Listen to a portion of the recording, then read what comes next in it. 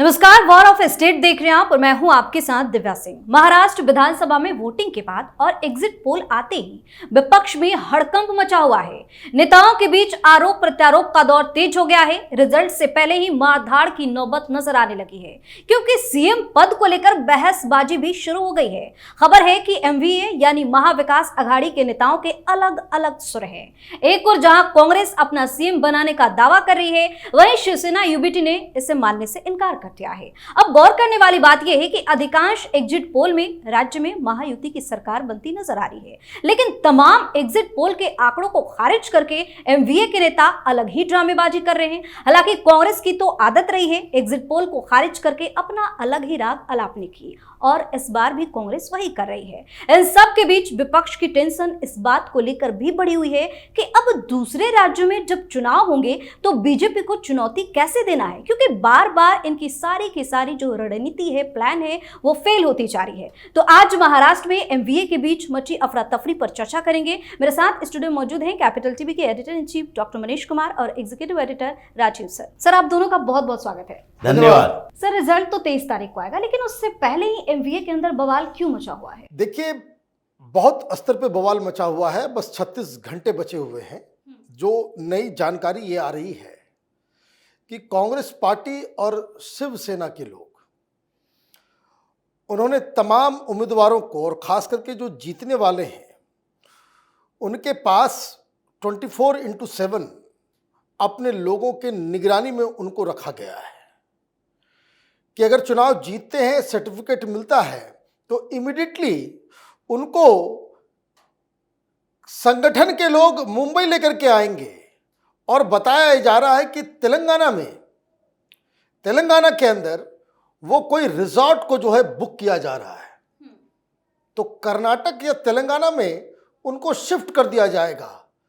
मतलब अभी सरकार बनी नहीं, रिजल्ट आया नहीं, कुछ हुआ नहीं, हमारे उम्मीदवार भाग जाएंगे, ये डर अभी से लगना शुरू हो गया है।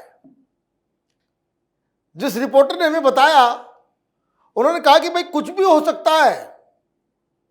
ये तब हो रहा है जब इनको लग रहा है कि उनकी सरकार बन सकती है, और सरकार जो एमवीए के अंदर के नेताओं के द्वारा जो मीडिया के लोगों को बताया जा रहा है, रिपोर्टर्स को, कि हम सरकार बनाने जा रहे हैं, तो उन्होंने पूछा फिर ये सब कार्रवाई किस लिए? बोले कोई ठीक नहीं है कि चुनाव हम जीत भी जाएं तो भी हमारे लोग जो है वो छोड़ के भाग सकते हैं। तो ये स्थिति है। लेकिन इन सब चीज के बीच मामला जो है मुख्यमंत्री पर अटक गया। नाना पटोले ने तो वही बात कही जो कांग्रेस पार्टी का ऑफिशियल लाइन है कि जिसके पास सबसे ज्यादा सीट होगी वही मुख्यमंत्री बनेगा। यही तो दस्तूर है। तो उन्होंने ये बात कह दी। कहना नहीं चाहिए था, लेकिन नाना पटोले को तो नाराजगी उस समय से चल रहा है जिस समय से वो सीट शेयरिंग को लेकर के आपस में ये लोग झगड़ रहे थे। तो उन्होंने कह दिया कि भाई सबसे बड़ी पार्टी जिसकी होगी उसका मुख्यमंत्री बनेगा। तो उद्धव ठाकरे की तरफ से भी जवाब आ गया। तो ये बता रहा है कि किस तरीके से पजल्ड एमवीए है, और जो महायुति है, इस तमाम जो एग्जिट पोल्स आए हैं उससे एक तो उनको कॉन्फिडेंस है, लेकिन अभी 36 घंटा बाकी है जब पहला रिजल्ट जो है वो टिकल करना शुरू होगा। अभी 36 घंटे के बाद ही मालूम चलेगा। तो फाइनल रिजल्ट आने में अभी 36 घंटे का समय है, लेकिन उससे पहले ही एमवीए के अंदर घमासान मचा हुआ है। सर, आपसे जानना चाहेंगे कि एग्जिट पोल को कांग्रेस मानने से इनकार क्यों कर रही है? खारिज देखिए, वो खारिज नहीं कर रही है, धड़कने तो सबकी बढ़ी हुई है। ये बाहर में बताने का तरीका है।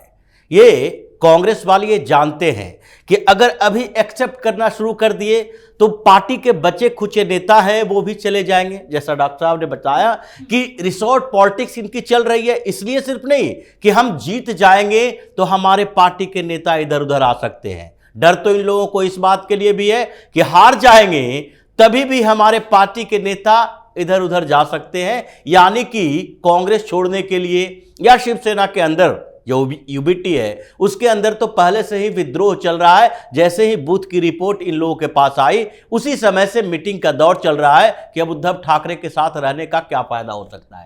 ये स्थितियां महाराष्ट्र के अंदर है।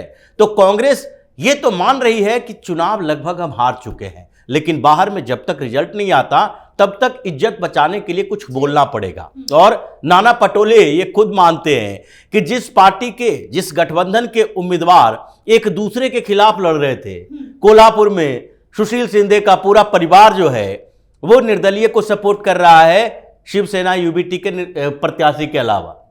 वो कहता है कि भाई इस जगह पर हम जीतते रहे हैं, 3 बार विधायक रहे हैं सुशील शिंदे, और 2 बार और कांग्रेस के विधायक रहे। एक बार अगर भारतीय जनता पार्टी और शिवसेना का गठबंधन जीत गया तो इसका मतलब शिवसेना दावा कर देगी, इसलिए हम उसको समर्थन नहीं करेंगे। इन लोगों ने एक कांग्रेस के इंडिपेंडेंट कैंडिडेट को समर्थन कर दिया। ये ग्राउंड में तो ये लोग जानते हैं कि हम तो एक दूसरे से लड़ रहे थे, भारतीय जनता पार्टी या फिर महायुति गठबंधन से बाद में लड़ रहे थे, आपस में ही टकराव ऐसी थी। इसलिए ये एग्जिट पोल के साथ साथ महाराष्ट्र के जितने बड़े जर्नलिस्ट हैं, एनालिस्ट हैं, वो लोग तो यहां तक कह रहे हैं कि एग्जिट पोल, जो टीवी चैनलों ने अपना एग्जिट पोल के साथ जो गठजोड़ होता था वो किया ही नहीं। आज तक वाला, एबीपी वाला, ये सब अपना एग्जिट पोल नहीं किया। इन लोगों ने एजेंसियों के भरोसे छोड़ दिया कि हम साथ में होते हैं तो सवाल हमारे ऊपर उठाने लगता है, इसलिए तुम अपना करो, बैक सपोर्ट हम करेंगे, तुम्हारे एग्जिट पोल को दिखाएंगे। सारे एजेंसियां हैं। तो ये लोग इतने कंफ्यूज्ड और डरे हुए रहे कि इन लोगों ने सही जो तस्वीर थी उसे पेश नहीं किया। बात तो यहां तक चल रही है कि उद्धव ठाकरे की पार्टी को अगर 10 से 15 सीटों के बीच मिल जाए वो बहुत बड़ी गनीमत की बात है, और कांग्रेस को 17 सीटें भी मिल जाए तो बहुत बड़ी बात है। यहां पर जो पूरा का पूरा महाराष्ट्र का कैंपेन रहा है और जिस तरीके से वोटिंग हुई है, मतलब ऐतिहासिक वोटिंग हुई है, रिकॉर्ड वोट दर्ज किया गया है। 30 साल के बाद ये रिकॉर्ड टूटे हैं, 65% से ज्यादा वोटिंग। और ऐसे समय में यह माना जा रहा है कि कांग्रेस का नहीं बल्कि भारतीय जनता पार्टी का कैंपेन, और जिस तरीके से संघ के लोग एक बूथ पर जाकर अपने लोगों को निकाल रहे थे, उसी का परिणाम है। इसलिए फडणवीस सबसे पहले मुलाकात करने किनसे गए? डॉक्टर मोहन भागवत थे कि हम लोग मिलकर जिस तरीके से एक कैंपेन तैयार किए, स्ट्रेटजी बनाई, उसमें संघ की जितनी भूमिका कही जा सकती है उतना ही कम है। इसलिए सरकार तो वहां इन्हीं की बननी है, लेकिन इन लोगों के लिए संकट यह है कि अपनी पार्टी के नेताओं को और जो विधायक जीत कर आएंगे उन लोगों को कैसे संभाले, इसी जुगत में आजकल ये लगे हुए हैं। जी सर, वोटिंग से पहले ये खबर आई कांग्रेस की तरफ से, कहा गया कि हम सीएम पद को लेकर के अड़ियल रुख नहीं अपनाएंगे, लेकिन अब क्यों, अब क्या हो गया? देखिए, जब वोटिंग की शुरुआत हुई तो महाराष्ट्र में बहुत ही स्लो वोटिंग चल रहा था। तो 1 बजे तक टोटल वोटिंग 32% के आसपास हुई। इन लोगों को लगा कि अब तो जीत गए, वोटिंग कम होती तो ये लोग जीत गए होते, लेकिन पिछली बार से करीब 4% वोट जो है ज्यादा पड़े हैं इस बार। ये ओवरऑल अगर आप एनालिसिस करें तो बहुत बड़ी जो संख्या है, ये 4% बढ़ जाना संख्या में भी, और तमाम एनालिसिस के जो टूल्स हैं उसके तहत भी बहुत बड़ा उसको अंतर कह सकते हैं। और हो भी ये रहा था। कल भी हमने बताया था कि कई सारे लोगों से हमने फोन किया कि उन्होंने कहा कि भाई देखो, अगर हमारा वोटर नहीं निकला तो हम तो हार जाएंगे। और इसीलिए ये सारी कवायद जो चली, और मैं आपको बताऊं, राजीव जो बता रहे हैं कि बहुत सारे एनालिस्ट कह रहे हैं कि स्थिति और भी भयंकर होने वाली है महाविकास अघाड़ी के लिए। जो हार जिस हिसाब से दिखाया जा रहा है वो तो खत्म है, बहुत ज्यादा जो शर्मनाक हार की ओर जो है महाविकास अघाड़ी है। उसका कारण यह भी है कि ज्यादातर एग्जिट पोल वाले अगर जेन्युइनली इन लोगों ने किया भी तो 6:30 बजे आंकड़े आने शुरू हो गए। तो 6:30 बजे अगर आंकड़े आ रहे हैं, 6 बजे तक वोटिंग हुई है, तो आप ये समझिए कि सारी चीज को एनालाइज करने में 3 घंटे तो लगेंगे। मतलब आपके पास जो आंकड़े आए बूथ से, जो आपने जो डाटा सैंपल जो कलेक्ट किया आपने, वो 3 बजे तक का था, तब ये आंकड़े आ रहे हैं।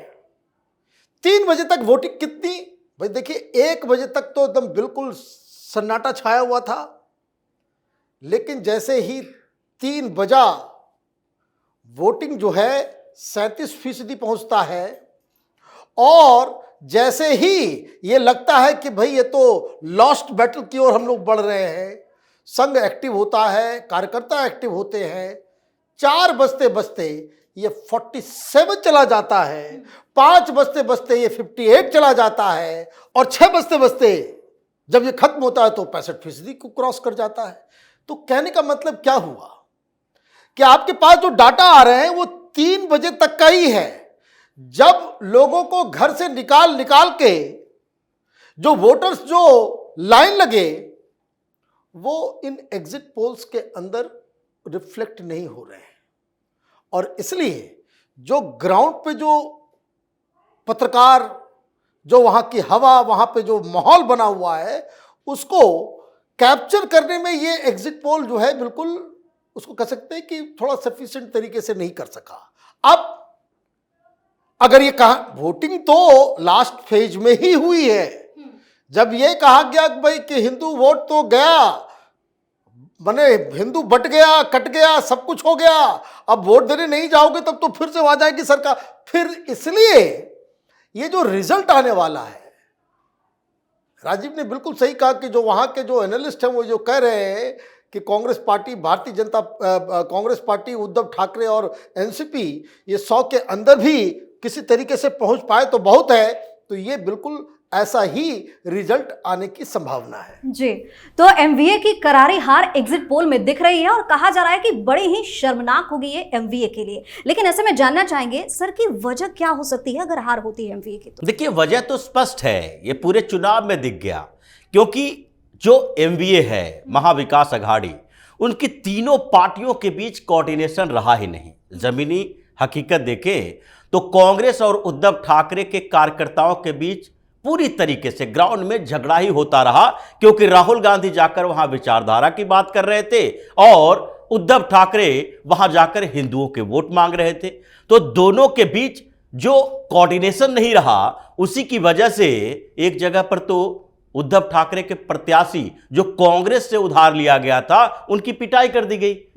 भीड़ ने हमला कर दिया कि भाई तुम पिछली बार कांग्रेस में उम्मीदवार थे कांग्रेस के, और इस बार उद्धव ठाकरे ने तुम्हें ही उम्मीदवार बना दिया है। पिछली बार हम ही लोगों को गालियां दे रहे थे और हमसे वोट मांग रहे हो। क्योंकि महाराष्ट्र में जिस तरह की स्थिति रही है, भारतीय जनता पार्टी और शिवसेना ये दोनों का गठबंधन रहा, तो शुरुआती दौर से ही जब एक साथ लड़े या अलग अलग लड़े, यानी 2014 में शिवसेना और भारतीय जनता पार्टी अलग अलग चुनाव लड़ी थी, फिर भी दोनों का हिंदुत्व का मुद्दा एक ही था। इसलिए शिवसेना अकेले चुनाव लड़ने के बावजूद 63 सीटें ले आई थी, भारतीय जनता पार्टी 122 सीटें ले आए थे। लेकिन फिर भी शिवसेना और कांग्रेस ये दोनों एक मंच पर आएंगे तो दोनों के नेता कार्यकर्ता पूरी तरह से एक दूसरे के साथ नहीं हो सकते। इसलिए इन लोगों ने क्या किया, पूरे चुनावी कैंपेन के दौरान न उद्धव ठाकरे अपने जो जितने भी रैलियां की है उसमें तीनों पार्टियों के सिंबल रखते थे, तो उस जगह पर बाला साहब ठाकरे की फोटो तक नहीं रखते थे।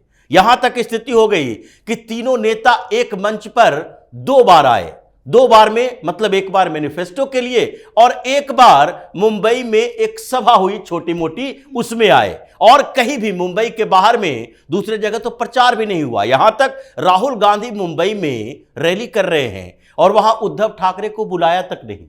स्थिति यह थी कि राहुल गांधी मुंबई में बात कर रहे थे और उन्होंने जो सेफ निकाला और उसमें अडानी की बात की, वो तो उद्धव ठाकरे के लिए ही था, क्योंकि उद्धव ठाकरे उस समय सरकार के सीएम थे।